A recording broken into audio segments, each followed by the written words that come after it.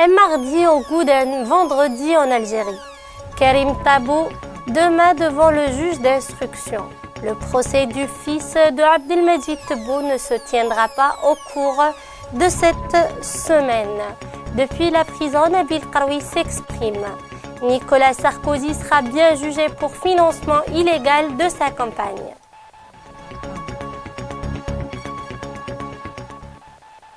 Bonjour à toutes et à tous et bienvenue sur Amel TV. L'événement du jour aujourd'hui fait suite à la disparition du député Bahauddin Tleiba. En effet, le domicile de l'élu d'Annaba a été perquisitionné aujourd'hui à plusieurs reprises. Un mardi du Hirak au goût d'un vendredi. Soutenus par le reste de la population, les étudiants sont sortis pour le 32e mardi consécutif pour dire non à l'élection présidentielle et demander le départ du système. Des slogans hostiles au pouvoir et chefs d'état-major se font entendre à l'instar de pouvoir assassin. Les étudiants rejettent également les élections présidentielles du 12 décembre. Ils scandent « Organiser les élections aux Émirats ». On visionne quelques images.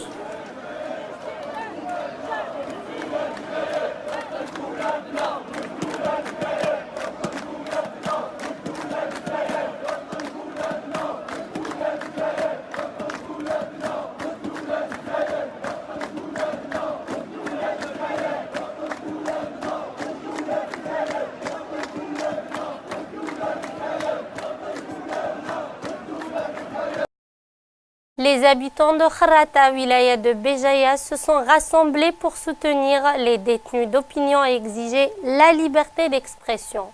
Un sit-in a donc été organisé devant le tribunal de Kharata pour revendiquer la libération des détenus d'opinion politique et exiger la liberté d'expression en Algérie. Toujours en Algérie, mais dans un autre sujet, l'ancien secrétaire général du FFS placé sous mandat de dépôt la semaine dernière sera présenté demain devant le juge d'instruction du tribunal de Sidi Mohamed. Karim Tabou avait été arrêté une première fois le 11 septembre et mis sous mandat de dépôt le lendemain par le juge d'instruction du tribunal de Tipaza pour atteinte au moral des troupes de l'armée nationale populaire.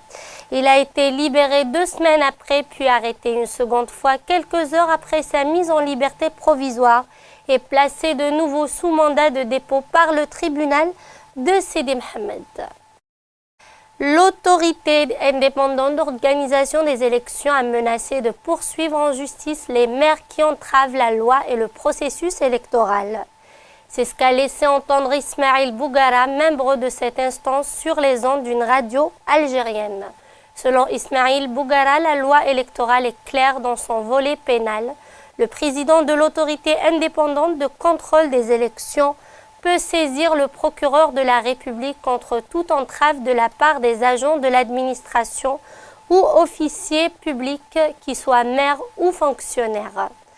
Cette réaction de l'autorité indépendante de contrôle des élections intervient suite à l'annonce de plusieurs maires des wilayas de Béjaïa, Tizi Ouzou et de Bouira, environ une trentaine de maires, de ne pas participer à l'organisation des élections présidentielles prévues pour le 12 décembre.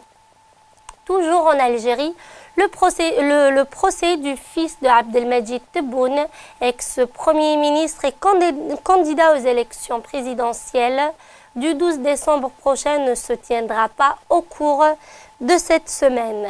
Il faut savoir que le fils d'Abdelmajid Tebboune, à savoir Khaled Tebboune, a été placé en détention provisoire le 20 juin 2018 dans le cadre de l'affaire de saisie de 101 kg de cocaïne au port d'Oran. Le procès du douanier de l'aéroport d'Alger qui filmait des hautes personnalités a été reporté pour la 2e fois. Le tribunal de Dar el-Bida a reporté le procès au 7 octobre suite à l'absence de la défense de l'accusé. Le douanier filmait de hautes personnalités algériennes avec son smartphone et les partageait sur les réseaux sociaux.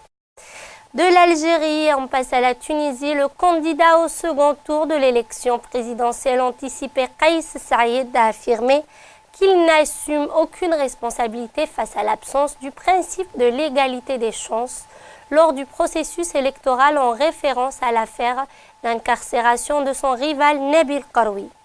Il a déclaré qu'il est aujourd'hui le plus grand perdant et qu'il paye une facture de l'absence de l'égalité des chances beaucoup plus lourde que celle de son rival, et ce contrairement à ce que laissent croire certains médias.